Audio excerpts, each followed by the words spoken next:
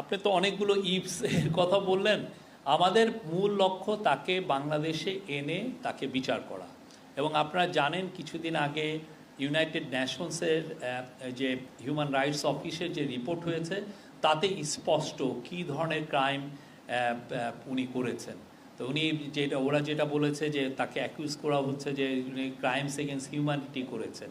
এটা কিন্তু খুবই বড় ভয়ঙ্কর রকমের একটা ক্রাইম। আপনি মানবতার বিরুদ্ধে আপনি ক্রাইম করেছেন।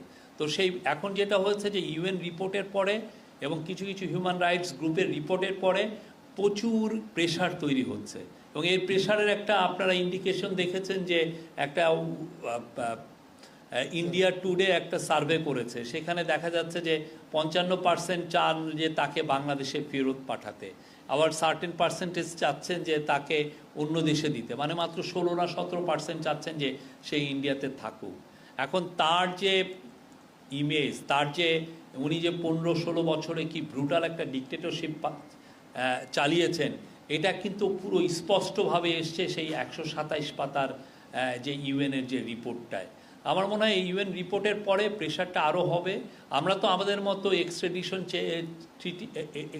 চেয়ে তার ইন্ডিয়াকে জানিয়েছি, আমাদের প্রেশারটা অব্যাহত থাকবে এবং আমরা চাবো তাকে এনে সশরীরে হাজির করে তার ট্রায়ালটা হতে।